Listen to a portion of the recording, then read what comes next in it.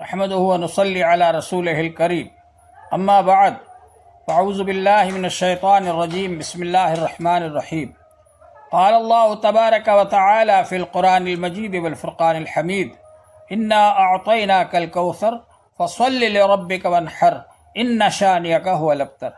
محترم حضرات، اللہ جل شانہ نے یہ سورہ کوثر کے اندر ہم کو دو چیزوں کا حکم فرمایا، ایک یہ کہ نماز پڑھیے، ایک یہ کہ قربانی کیجیے۔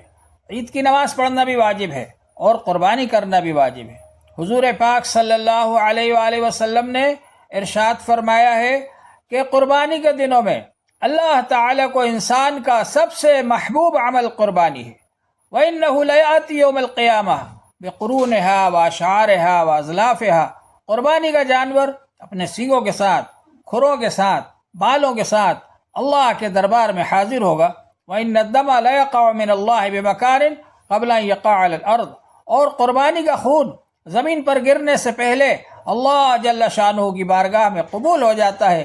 فَطَيِّبُوا بِهَا نَفْسًا، تو خوش دلی کے ساتھ میں قربانی کیا کرو، اللہ کو اپنا معبود سمجھتے ہوئے اور اللہ کے حضور میں قربانی پیش کرنا اپنی سعادت سمجھتے ہوئے اور اللہ کا شکریہ ادا کرتے ہوئے اور خوش دلی کے ساتھ خوش ہو کر کے قربانی کریں اللہ کے دربار میں۔ اللہ تبارک و تعالی اس پر بہت زیادہ اجر و ثواب عطا فرمائیں گے۔ ایک بار صحابہ کرام نے پوچھا کہ اللہ کے رسول یہ قربانیاں کیا ہیں؟ تو حضور پاک صلی اللہ علیہ وآلہ وسلم نے ارشاد فرمایا، سنت ابیکم ابراہیم، تمہارے ابا جان ابراہیم علیہ السلام کا طریقہ ہے، ان کی یادگار ہے۔ صحابہ کرام نے پوچھا فما لنا فیہا یا رسول اللہ، ہمارے لیے اس میں کیا اجر و ثواب ہے؟ تو حضور پاک صلی اللہ علیہ وآلہ وسلم نے ارشاد فرمایا، بِكُلِّ شَعْرَةٍ حَسَنَةٍ، ہر بال کے بدلے میں ایک نیکی کا ثواب ملے گا۔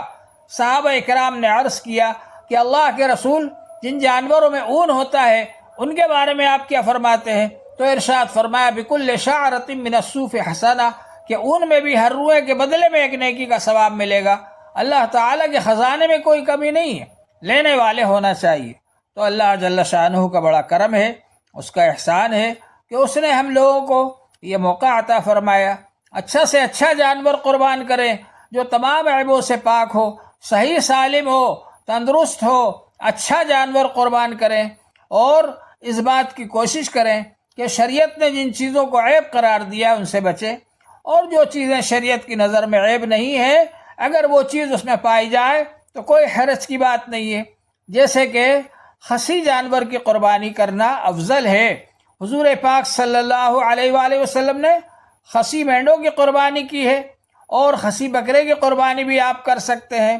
یہ افضل کے درجے میں ہوگا، اچھا ہوگا، کیونکہ اس کا گوشت بہت زیادہ اچھا بن جاتا ہے۔ اور حضور پاک صلی اللہ علیہ وآلہ وسلم نے جن چیزوں کو عیب شمار فرمایا کہ لنگڑا نہ ہو، لولا نہ ہو، کانا نہ ہو اور اتنا زیادہ دبلا نہ ہو کہ اس کی کھال بالکل چپک گئی ہو ہڈیوں کے ساتھ میں، اور